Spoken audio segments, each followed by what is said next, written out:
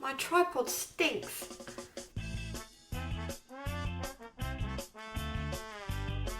So it's day 3 of my YouTube adventure.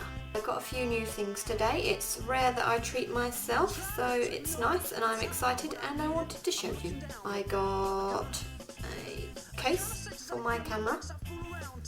My camera's orange, in case you wonder why I went for orange, plus my hair is orange, so it matches nice. I'm about to get a new computer, and today the mouse arrived. Third and final thing I got is a little tripod for my camera. As before, I was balancing it on books and moisturiser pots and things like that. So I treated myself to a tripod. I can't show you because you're standing on it, but I have to say it is the smelliest object in the world right now.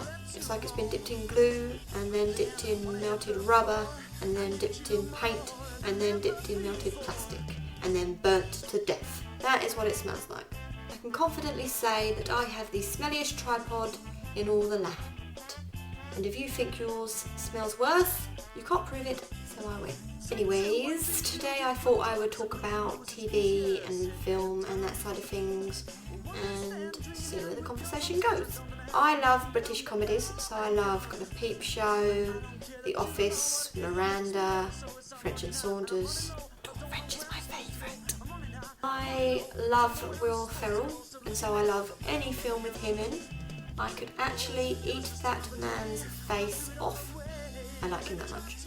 I like a few sci-fis. My favourite would most definitely be Buffy. I am a Buffy buff. I also like horror. In fact, horror used to be my favourite genre, but I kind of had to cut back on how much I watched because of the effect it has on my mind. And I love kind of feeling of suspense, and I love those kind of little adrenaline rushes of being scared. So watching the film, I'm loving it. After the film, when trying to go to sleep in the dark, I poo my pants.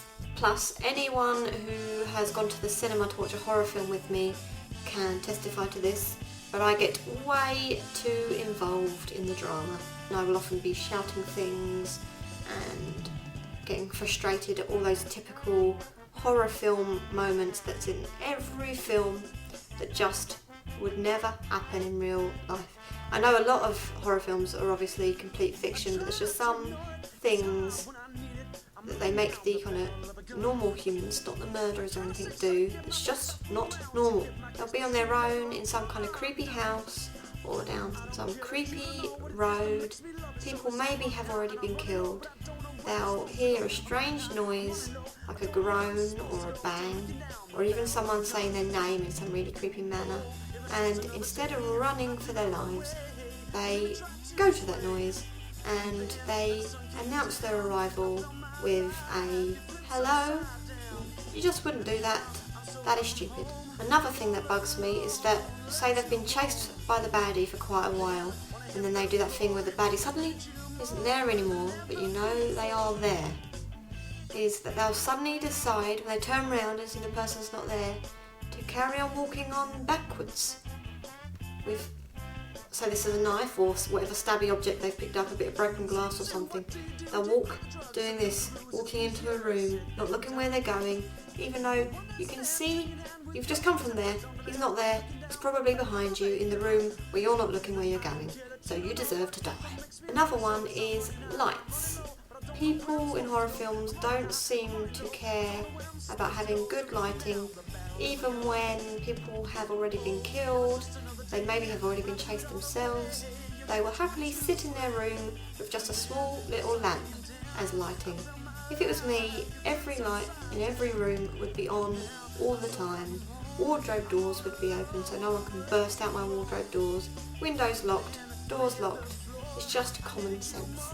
Why in horror films do they always separate? You are much more likely to be able to beat that one person chasing you if you are a group or even a couple. But on your own, you will die.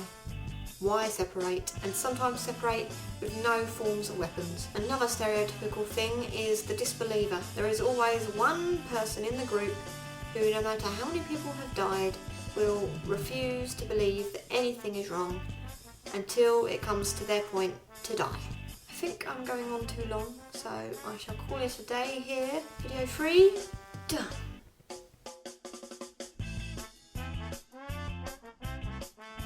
No, that's awful.